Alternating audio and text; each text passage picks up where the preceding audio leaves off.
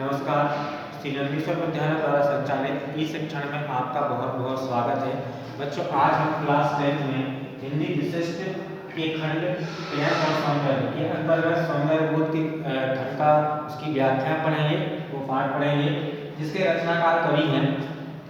कवि बिहारी। रीतिकालीन कवि बिहारी इनके रचनाकार हैं, जिनका जन्म 1595 ईस्वी और मृत्यु सन 1663 ईस्वी में हुई थी। तो इसके अंतर्गत आज कवि परिचय और साथ ही उनके पद्य खंड की व्याख्या है। आपको यहाँ पे फिर से पुनः ध्यान दिलाना चाहता हूँ, स्मरण रहे कि इसमें कक्षा 10वीं का अभी इस समय तक कक्षा 10वीं का जो पाठ्यक्रम है वो काफ़ी संशोधित कर दिया गया है कोविड-19 को देखते हुए। उसके अंतर्गत कुछ आइडिया आपको लगता है कि पाठ छूट गए हैं जो भी है, तो वो इस तरह संशोधित किया गया है, तो हम उसको लीव कर देते हैं, छोड़ देते हैं। और इसके आगे के जो भी हैं वो यहाँ पे आपको पढ़ाए जा रहे हैं। तो चलिए देखते हैं। कवि बिहारी जो हैं वो रीतिकालीन काव्य धारा के और रीति सिद्ध कवि कहलाते हैं। ठीक है, तो उनका जो खंड है सौंदर्य बोध वो हम पढ़ने वाले हैं। थोड़ा सा देखने से पहले हम इनके जीवन परिचय पर नजर डाल लेते हैं, देख लेते हैं। हिंदी की रीतिकालीन रीति सिद्ध का भावधारा के कवि बिहारी का जन्म 1595 ईस्वी को ग्वालियर में हुआ था। इनके पिताजी का नाम था केशव राय और ये ग्वालियर छोड़कर ओरछा चले गए थे। ओरछा में ही आप सुप्रसिद्ध कवि केशव दास थे, तो केशव दास से ही इन्होंने अपनी जो काव्य की शिक्षा है, ठीक है, वो ग्रहण की थी, काव्य शिक्षा ग्रहण की और अपने काव्य में संस्कृत प्राकृतिक भाषा में अध्ययन किया। यह दरबारी कवि थे जयपुर नरेश के महाराजा जय सिंह। अब देखिए, इन्होंने अपनी रचनाओं में हिंदी में जो है समास पद्धति की शक्ति का परिचय सबसे अधिक बिहारी ने दिया है। बिहारी के संबंध में एक दोहा बहुत प्रचलित है कि बिहारी के दोहरे जैसे नाविक के तीर, देखन में छोटे लगे घाव करें गंभीर। तो इस तरह से इन्होंने प्रेम के अंतर्गत प्रेम और सौंदर्य में जो सौंदर्य बोध है उनके, जैसे कुछ कवि और रीति काल के हैं, जैसे केशव दास भी हैं और आपके विद्यापति हैं, ठीक है। इनके अलावा भी कई और रचनाकार हैं जिन्होंने इसमें नायक नायिका के उनके नक्सिक तक का पूर्ण तरीके से काफ़ी खुला चित्रण किया है। श्रृंगार रस का, उनकी प्रेम लीलाओं का, प्रेरणा लीलाओं का वर्णन किया है और काफ़ी श्रृंगारिक वर्णन किया है। तो उसमें से ही कवि बिहारी जो है एक महत्वपूर्ण अपना स्थान रखते हैं हिंदी साहित्य में। उनकी रचनाओं में सामाजिक, राजनीतिक, धार्मिक और ज्योतिष की असाधारण बातें अप्रस्तुत रूप में आई हैं। मतलब इस तरह से बिहारी के जो दोहे हैं उन्होंने इस सामाजिक और राजनीतिक क्षेत्र में तथा धार्मिक आदि अन्य क्षेत्रों में कई प्रकार से अप्रस्तुत उन्होंने जो भी रचनाएं हैं, कहने का मतलब ये है वो अप्रस्तुत या प्रत्यक्ष रूप से संदेश देने का प्रयास किया है। उन्होंने ऋतु वर्णन, प्रकृति चित्रण में भी काफ़ी उन्होंने सिद्धस्त माने जाते हैं और कवि बिहारी की जो रचनाएं हैं वो मूलतः ब्रज भाषा से प्रेरित हैं। ठीक है, तो आज हम पाठ शुरू करते हैं इनके सौंदर्य बोध के अंतर्गत। और उससे पहले थोड़ा सा केंद्र देख लेते हैं कि भाई इसमें क्या उन्होंने लिखा है, क्या बताने का प्रयास किया है। देखिए, प्रेम मानवीय जीवन का आधार होता है और मनुष्य के सामाजिक विस्तार में प्रेम की महत्वपूर्ण भूमिका होती है। तो प्रेम को कई अन्य कवियों ने, चाहे वो रीति काल के हों, चाहे भक्ति काल के या फिर वीर गाथा काल के, जितने भी कवि हैं, जो साहित्यकार हैं, जो रचनाकार हैं, उन्होंने प्रेम भावना को बड़े ही मनोरम ढंग से, एक आंतरिक भाव से और बाहर रूप से, दोनों ही तरफ से बड़े अच्छे से प्रस्तुत करने का प्रयास किया है। क्योंकि मनुष्य की जो सृष्टि है उस सृष्टि की चेतना का, उसका विकास प्रेम के बिना आधार के नहीं हो सकता। प्रेम व्यक्ति को विस्तार देता है। प्रेम के कई रूप हैं, कई रूपों में प्रेम परिलक्षित होता है, लेकिन यहाँ पर जो हम पढ़ने वाले हैं उसमें नर नारी के जो उनके जो प्रसंग होते हैं उसका संबंध, यहाँ पर जो प्रेम संबंध था उसको यहाँ पर केंद्र बिंदु बनाया गया है। इसके अंतर्गत नायक नायिका की उनके जो चेष्टा भाव हैं, ठीक है, उनकी शारीरिक सौंदर्य, उनके भाव सौंदर्य का वर्णन प्रमुख रूप से किया गया है। तो प्रस्तुत तो हमें कवि बिहारी द्वारा कृष्ण राधिका के लिए एक केंद्र बिंदु बनाकर उन्होंने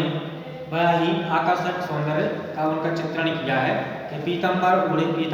पीले वस्त्र ओढ़े हुए कृष्ण हैं, वो क्या है नीलवर्णी रूप में, क्योंकि श्यामल तो वो है ही। उनके जो ऊपर जो आतप यानी कि प्रातःकालीन जो किरणें होती हैं प्रातःकालीन सूर्य की, वो जब पड़ती हैं तो उनकी सुंदरता कैसी देखती बनती है। तो आदि आदि तमाम उपमाओं प्रेक्षाओं और रूपकों से उन्होंने इस तरह से कुछ वर्णन किया है। पहला पद मैं यहाँ पर पढ़ना चाहता हूँ सौंदर्य बोध में कि सुहद ओढ़े, सुहद अर्थात शोभायमान होना, सुहद ओढ़े पीत पट श्याम सलोने गार, मानो नीलमणि शैल पर आतप प्रयोग प्रभात। तो देखिए यहाँ पर सौंदर्य बोध के अंतर्गत पहले पद में बिहारी ने पहले दोहे में क्या कहा है, श्री कृष्ण की उनकी छवि का मनोहारी अंकन करते हुए कहा है कि पीताम्बर यानी कि पीला वस्त्र ओढ़े हुए श्री कृष्ण अर्थात उनके जो नायक हैं श्री कृष्ण और राधा को नायक नायिका के रूप में मानकर उनका वर्णन की सुंदरता का वर्णन किया है। तो कवि बिहारी यही कह रहे हैं, क्या कह रहे हैं कि सुहद ओढ़े पीत पट श्याम सलोनी गाल, सुहद यानी कि शोभायमान होना, ओढ़े मतलब ओढ़े हुए, पीत मतलब पीला, पट यानी कि वस्त्र यानी कि उनके वस्त्र पहने हुए उन्होंने, श्याम अर्थात श्याम नीले वर्ण वाले, सलोने यानी शोभन और सुंदर, गात अर्थात शरीर, मानो मतलब मानना, मान लीजिए इस तरह से, नीलमणि अर्थात नीला पर्वत, नीले वर्ण का पर्वत नीलमणि पर्वत जो होता है शैल मतलब पर्वत, आतप यानी कि प्रातःकालीन जो भोरकालीन भोर की जो किरणें होती है सूर्य की किरणें होती हैं वो पड़ती हैं, पद यानी कि पड़ रहा है या पड़ा हुआ है, प्रभात यानी कि सुबह। तो क्या उनका कहने का तात्पर्य क्या है कि प्रातःकालीन सूर्य की किरणें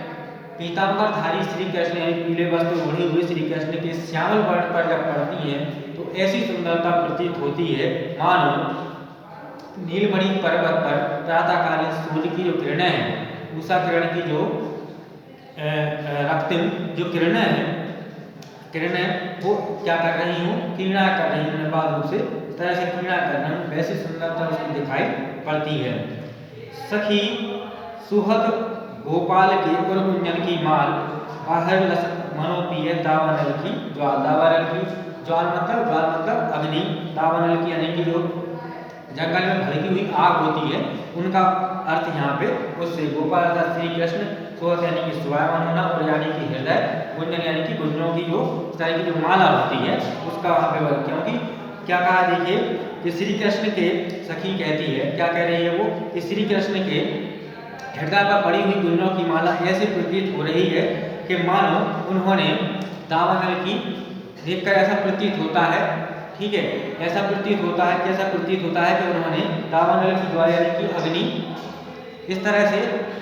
मतलब आग की तरह लपटें जो उठती हैं वो लपा रही है, क्योंकि मुख पर मुखमंडल पर जो क्रोध के जो भाव है, क्योंकि नायिका उनके मिलन को नहीं आ सकी उनकी, इसलिए उनके जो क्रोध के भाव उनके अंदर हैं उससे क्या होगा उनका चेहरा लाल हो गया है और गुंजनों की माला जो पड़ी हुई है वो इस तरह से अग्नि की तरह धधक रही है, और ऐसा प्रतीत हो रहा है जैसे उन्होंने, मान लीजिए ऐसा प्रतीत हो रहा है कि उन्होंने जंगल की आग को स्वयं उसका पान कर लिया हो और उसकी जो लपटें हैं वो उनके बाहर मुखमंडल पर प्रतीत हो रही हो, ऐसी उनकी सुंदरता दिखाई दे रही है। अब देखिए नायिका के सौंदर्य के लिए कई प्रकार के चित्रकार कवि जो है उनके चित्र बनाने का प्रयास करते हैं, उनकी सुंदर छवि को चित्रांकित करने का प्रयास करते हैं, तब उनका जो अभिमान होता है वो चूर चूर हो जाता है। क्या कहते हैं कि लिखन बैठी जाकी सभी कह गए गरम करूर और है न केते जगत के चतुर्थ तेरे कूल। तो वो क्या कहते हैं देखिए कि नायिका के सुंदरता का वर्णन कई कवियों ने या कई तरह के चित्रकारों ने उनका वर्णन करने का प्रयास किया, उनका चित्र बनाने का प्रयास करते हैं, लेकिन उनको क्या है अपना मानमर्दन सहन करना पड़ता है, उनका अपना घमंड चूर चूर हो जाता है। वो घमंड कब चूर चूर हो जाता है तब वह चित्र बनाकर वास्तविक रूप से चित्र से उनकी वास्तविक सौंदर्य का जब मिलान करते हैं तो पृथ्वी पर उनका सौंदर्य बढ़ता जाता है, बदलता जाता है, और जब चित्र मिलाते हैं तो उन्हें क्या उनकी खानी पड़ती है, चाहे कितने ही प्रसिद्ध चित्रकार क्यों ना हो, लेकिन जगत में उसके इस तरह का चित्र बनाना कोई प्रयास नहीं कर पाता। आगे क्या लिखा है, मकराकृति गोपाल के सुहद कुंडल कान, धस्यो मानो ये गढ़ समर ड्योरी लसक निशान। समर अर्थात कामदेव, ड्योरी मतलब द्वार पर लसक यानी कि शोभायमान होता है, निशान यानी कि ध्वज। मकराकृति यानी कि मछली की आकृति के। ठीक है, तो गोपाल जो है अर्थात श्री कृष्ण यानी कि जो नायक हैं कवि के, वो नायक जो है वो उनके कानों में मकराकृति यानी कि मकर की मछली की आकृति के क्या कुंडल उन्होंने पहने हुए हैं, वो शोभायमान स्वर्ण कुंडल उन्होंने इसकी आकृति के पहने हुए हैं, जिनको देखकर ऐसा प्रतीत होता है, मान लीजिए कि कामदेव स्वयं ही उनकी अपनी ड्योढ़ी पर आकर, मतलब ऐसा प्रतीत होता है कि ड्योढ़ी पर आकर यानी कि द्वार पर आकर उनका ध्वज, कामदेव का ध्वज है वो फहरा रहा हो, ऐसा प्रतीत होता है। नी को लसत लिलार पर टी को जड़ित जड़ाए। अब देखिए उन्होंने जड़ित जड़ाऊ टीके का काम, जड़ाऊ से जो टीका होता है, ठीक है ना, उस जड़ित टीके का, जड़ित टीके का जो लगा हुआ है नायक के उसके माथे पर, मस्तक पर, उसकी सुंदरता का आभा का, उसकी आभा का अंकन यहाँ पर किया है कि कितना सुंदर। नी को मतलब अच्छा, ठीक है। नी को लसत लिलार पर टी को जड़ित जड़ाए, यानी कि रत्न जड़ित जो जड़ित काम से जड़ा जो टीका है उनके चेहरे पर, उनके मस्तक पर लगा हुआ है, वो शोभायमान हो रहा है, जो उनकी छवि को, देखिए छवय बढ़ावत रवि बनो, ऐसे प्रतीत हो रहा है जैसे छवय यानी कि छवि यानी कि सुंदरता छवि, छवय बढ़ावत रवि मानो शशि मंडल में आए, तो ऐसे प्रतीत हो रहा है, कैसे प्रतीत हो रहा है कि मानो रवि शशि मंडल यानी कि चंद्रमा के कक्ष में आकर सूर्य स्वयं ही उसकी सुंदरता को बढ़ा रहा है, ऐसी सुंदरता उनकी प्रतीत हो रही है। छीने पट में झलमिल झलकत को अपार सुरतरु के मनो सिंध में, सिंध मतलब समंदर, लसत सपल्लव डाल, यानी कि सपल्लव यानी कि पत्तों से लदी हुई जो डाली होती है, डाल मतलब वृक्षों की जो डालियां होती हैं, वो कितनी प्यारी झिलमिलाती हुई पारदर्शी वस्त्रों में, झिलमिलाती हुई उसकी सुंदरता, उनकी ओप यानी कि उसकी आभा, उनकी कांति, उनकी चमक, नायिका के सौंदर्य की जो प्रत्येक अंग की उसकी सुंदरता है, उसका वर्णन करते हुए यहाँ पे क्या कहते हैं कि पारदर्शी वस्त्रों में उस नायिका के, उसके अंग प्रत्यंग की जो आभा झलक रही है, उसका वर्णन करते हुए यहाँ पे कहते हैं कि पतले पारदर्शी छीने यानी कि पतले पारदर्शी वस्त्रों में उसकी सुंदरता का क्या कहना। उसे देखकर ऐसा प्रतीत हो रहा है कि मानो कल्प वृक्ष की जो सपल्लव यानी कि पत्तों से भरी हुई, पत्तों से कोमल कोमल पत्तों से लदी हुई जो डालियां हैं वृक्ष की, जो कल्प वृक्ष की डालियां हैं, मानो वो सिंध में यानी कि सागर में क्या कर रही हूँ, निर्विघ्न रूप से, निर्बाध रूप से क्या कर रही हूँ, मतलब विलास कर रही हूँ, तैर रही हूँ, इस तरह से उसकी सुंदरता प्रतीत होती है। त्यों त्यों प्यासे रह ज्यों ज्यों पियत अघाए, सगुन सलोने रूप की जूना चक्रसा बुझा, चक्रसा यानी कि नेत्रों की प्यास। त्यों त्यों मतलब देखिए यहाँ पे विरोधाभास, थोड़ा सा विरोधाभास भी है। कैसा विरोधाभास है, क्योंकि यदि हम पानी पीते हैं, कहने का मतलब ये है पानी पीते हैं तो उससे हमारी क्या होती है, प्यास बुझ जाती है, लेकिन यहाँ पर ऐसा नहीं हो रहा है। पानी पीने के बाद भी, कहने का मतलब ये है कि अपनी तृष्णा को बुझाने के बाद, पूर्ति होने के बाद भी क्या हो रहा है, फिर से वो प्यास और बढ़ती जाती है। तो क्या कहते हैं, देखिए सखी कह रहे हैं एक दूसरे से कि मैं ज्यों ज्यों श्याम के सगुन सलोनी रूप को, यानी कि अर्थात श्री कृष्ण के उनके सुंदर रूप को देखने का जो प्रयास करती हूँ, उनको देखती हूँ, उनसे मेरी नेत्रों की प्यास बुझने के अलावा, बुझने के बजाय क्या है, उनको देख लेने की फिर से इच्छा बलब्धि होने लगती है। भले ही मैं उसको आगा कर संतुष्टि से उनको देख लेती हूँ, लेकिन ऐसा नहीं होता, उनको देखने की जो मेरी नेत्रों की प्यास है वो और बढ़ती चली जाती है। उनका इस तरह सुंदर रूप है। अब आगे क्या कहते हैं कि तो पर वारों उर्वशी यानी कि इंद्र की अप्सरा, सुन राध के सुजान तू मोहन के उर्वशी है, उर्वशी समान। यहाँ पे क्या है, श्लेष अलंकार का वर्णन किया गया है। तो वो कहते हैं, क्या कहते हैं कि हे राध के सुजान, मतलब राधा की इसमें संबंध में लिया गया है, राधा के लिए कहा गया, नायिका के लिए कहा गया है कि तुम पर, तुम्हारी सुंदरता पर, श्री कृष्ण कह रहे हैं, नायक कहते हैं अपनी नायिका से, राधा से कह रहे हैं कि तुम्हारी सुंदरता पर, तुम इतनी सुंदर हो, तुम मेरे मन को इतनी अच्छी प्रतीत होती हो, इतनी अच्छी लगती हो, तुम्हारा सौंदर्य देखने। तो वो कहते हैं कि तुम पर सुंदरता पर, तुम्हारी सुंदरता पर लाखों, या कहने का मतलब है उर्वशी की, इंद्र की अप्सरा, उसकी सुंदरता भी उस पर तो न्यौछावर है, तुम तो मोहन के उसके हृदय पर बसी हुई उर्वशी के समान हो। तो आज हमने बिहारी के जो गुण है उनकी व्याख्या पढ़ी, और अगले वीडियो में फिर आपके लिए नए चैप्टर के साथ उपस्थित होंगी। तब तक के लिए बहुत बहुत धन्यवाद।